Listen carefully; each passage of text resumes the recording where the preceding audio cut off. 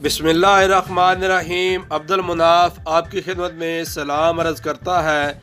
अगर आप भी सऊदी अरब के हालात हाज़रा से आगाह रहना चाहते हैं तो मेरे चैनल को सब्सक्राइब कर लें और साथ ही बनी घंटी को दबा लें ताकि मेरी आने वाली हर न्यू वीडियो आप तक बआसानी पहुँच सके।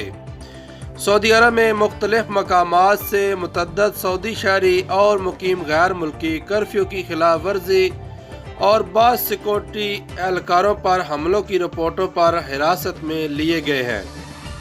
ये सवाल किया जा रहा है कि कर्फ्यू की खिलाफ वर्जी पर हिरासत में लिए जाने वालों के साथ क्या सलूक किया जा रहा है।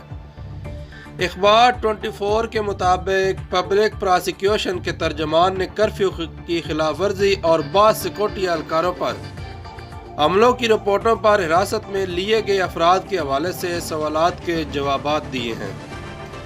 पब्लिक प्रोसिक्यूशन के तर्जमान ने बताया कि जिन लोगों को कर्फ्यू की खिलाफ वर्जी पर गिरफ्तार किया गया है उन पर फौजदारी कानून लागू होगा। कानून इजाज़त देगा तो उन्हें रिहा कर दिया जाएगा। अगर कानून उन्हें हिरासत में रखने के लिए कहेगा तो उन्हें हिरासत में ही रखा जाएगा। पब्लिक प्रोसिक्यूशन के तर्जमान ने सिक्योरिटी एहलकारों पर हमला आवरों से मुतल्लक सवाल का जवाब देते हुए कहा कि इस किस्म के वाक़यात बहुत कम हुए हैं। मकामी शहरी और मुकीम गैर मुल्की सिक्योरिटी एहलकारों को कदर की निगाह से देखते हैं। ताहम ये बात मद्देनज़र रहे कि सिक्योरिटी एहलकारों की गाड़ियों और इनकी मशीनों पर हमला बड़ा जुर्म है। इसकी सज़ा बहुत सख्त है। पब्लिक प्रोसिक्यूशन के तर्जमान ने मज़ीद बताया कि वतन अजीज़ मकामी शहरियों, मुकीम गैर मुल्कियों और सिक्योरिटी एहलकारों की सलामती सुर्ख निशान है जिसे अबूर करने की इजाज़त नहीं दी जा सकती।